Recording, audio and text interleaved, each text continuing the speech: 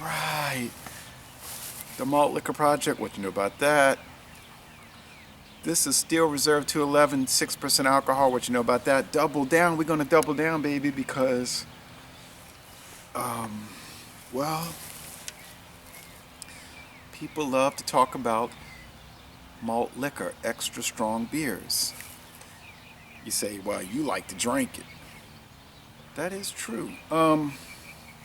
This Steel Reserve 211, 6% was introduced in the year 2003. The original Steel Reserve 8.1% was introduced in 1998. And then it was acquired by Mackenzie River Corporation. Then it was acquired by Miller Brewing, which you know now is being acquired by MillerCoors. And their African and European assets are being acquired by Anheuser-Busch InBev, buying the SAB side of the company. Oh, look at this chalice. Look at this beer, this golden, bubbly beer with this, it would be a thick white head and a narrow warp brim glass. Okay. You know, I started drinking beer 20 years ago. 20 years and a month ago. When we first started getting Steel Reserve here, it's getting close to dusting time. It takes so long to dust all these cans and bottles, I can only do it like 3 times a year. It was in these bottles and it said age 28 days. I guess they changed their process a little bit after the Miller buyout. They couldn't back up that statement, so they took it and changed it to SR, Steel Reserve. But you notice it's the 8.1 that we got originally in Louisiana. I didn't know much about it. I just saw it at local grocery stores like Schwegmann's, which is now since gone out of business, and I said, well, let me try it. You know, it says Steel Reserve, Steel Brewing Company in Milwaukee, Wisconsin. I mean, it was always brewed by Miller. It was owned, the brand was owned by Mackenzie River, but it's pretty obvious Miller was brewing it. And like John Sharon was saying, maybe it was a front company for Miller all along. Could have been. Could have been. I thought it was kind of harsh, you know. I would say, man, this beer is kind of harsh, kind of. You know, like every sip you got it, it's kind of like, it's getting close to 80 degrees out here. It might be 80 right now, but it's probably like 78. Said it was going to be 74 degrees and mostly cloudy. It was, as you can see, it's mostly sunny, and so it's getting jacked up close to 80. I don't need this undershirt, but, you know, no biggie.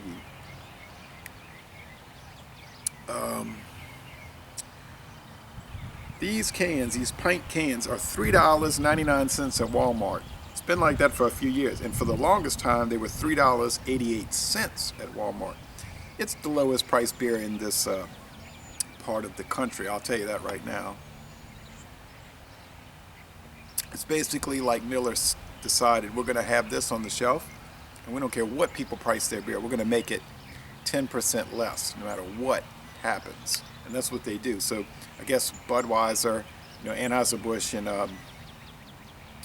Coors, they're just like, forget it, let them sell it for $3.99, and people buy it. I mean, you're going to find super fresh cans. This says July 18th. I bet if I go in that store today, I'll find something with the best by date of August. And you might say, oh, you're just championing that beer. Champion. Okay. I drank the Birra Moretti La Raza Doppelbock. So, okay, I'm going to say the word, though. Championing the beer. Yeah, I'm championing. I'm not champion. The word, whatever.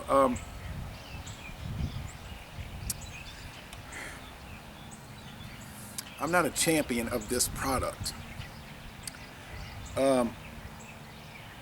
But for $3.99 a 6-pack, okay, I buy it. I don't love it. I don't think it's like the world's greatest thing, but I do purchase it. Sometimes. If you go to certain stores like Racetrack, you might find these, or more than likely you will find these 18-ounce bottles.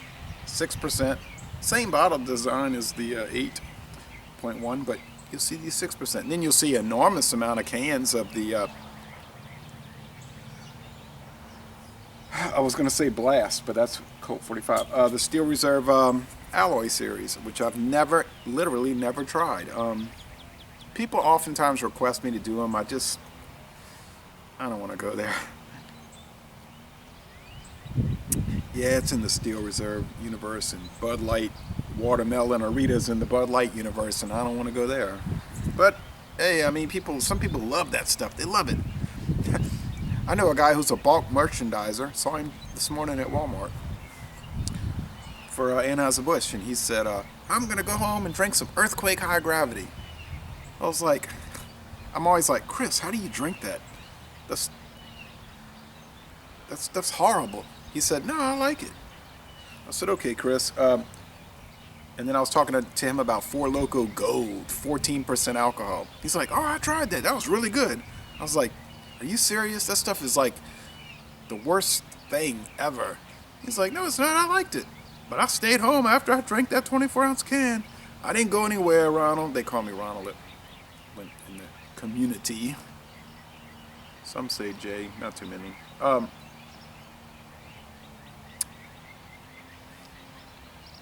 said, okay, if you like it, but I would feel sick for a week, I think.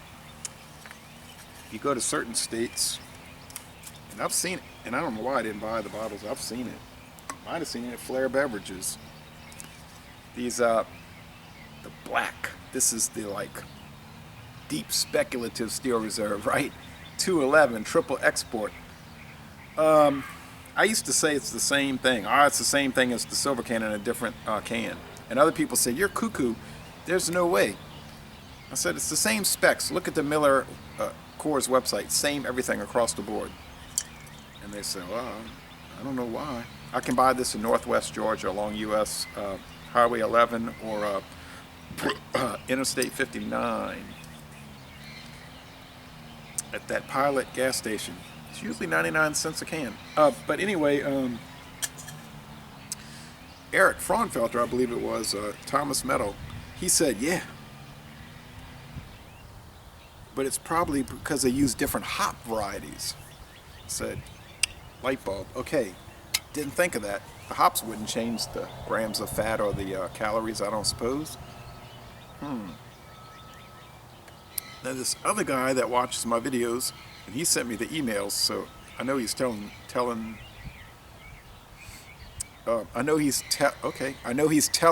the truth. He says, he writes to MillerCoors, hey, is that the same recipe? They say, certainly it is not the same recipe. It's two different recipes. They didn't go into specifics.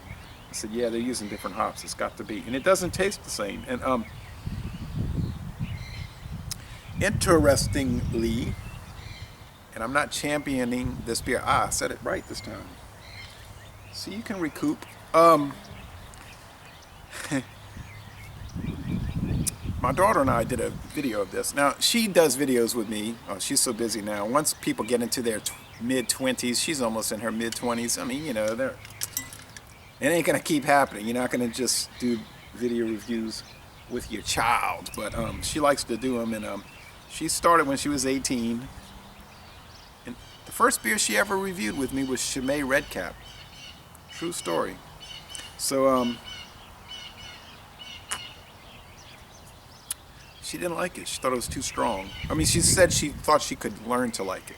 Well, we did a review, and it's still posted, of this beer. And she's not going to research beer brands, okay?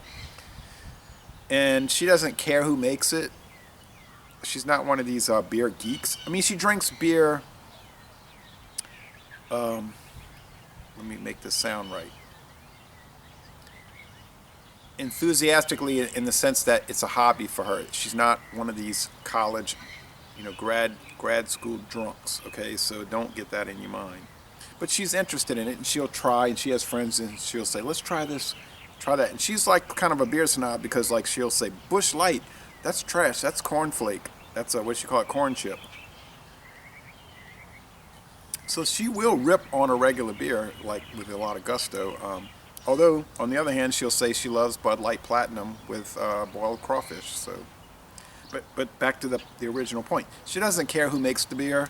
She doesn't care about the history of the product. She's not part of the beer war or the culture the culture struggle of beer, craft versus macro. I mean, believe me, if you want to meet a person that's totally indifferent to that, meet her. She loves Blue Moon. I say it's made by Coors. Oh, okay. I mean, she doesn't care. She thinks it's great, and if you called her out on it, she would meet your call out with extreme indifference. She wouldn't get angry. She just would. There would be no response because she wouldn't care. But we did a video of this, and she was like, "Oh, okay," and she said, "Oh, this is one of the best beers I've ever tried." So, of all the reviews we've done, and we've done a lot, this was one of the top 2 or 3, maybe the best. She said it was one of the best beers she'd ever tried, and we were reading off the can. It's so comical. We believe this to be among the very best beers in the world. Now you look at that and you say, "Are you kidding me? Are you kidding me, MillerCoors, MillerCoors now?"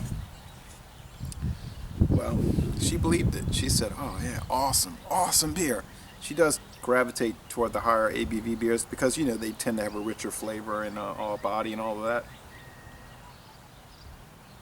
She doesn't care for IPAs though. She's not a big bitter beer person. So I know many people would as a default, hate her for that. You don't like IPAs, then automatically you have no credibility in the beer world because it's obligatory for you to adore that style. It's really not obligatory to adore that style. I like IPAs. I've always liked IPAs. I have some people thinking that I don't like them because they say I make a face. I like them. I don't know what to say. Look at all my reviews. I've reviewed over 1,700 beers, written reviews, and if you look at the IPAs, they're almost always positive. For the ones that are good. The ones that are poorly made, taste like canned Best Choice pineapple. Yeah, I don't give them good scores because they're no good. But for the great ones, like Maharaja and Cigar City and Dogfish has 60-minute, 90-minute, and all of them. I love them because they're good. They're good. This is a good malt liquor. It's $3.99 a 6-pack. It's enjoyable. It's smooth. It's easy drinking. It would pair well with Spam and scrambled eggs with onions, of course. I'm going to say onions. And bell peppers and hot sauce and grits. Yeah, or popcorn. Or really spicy fried chicken, or empanadas. Empanadas, steak fajitas,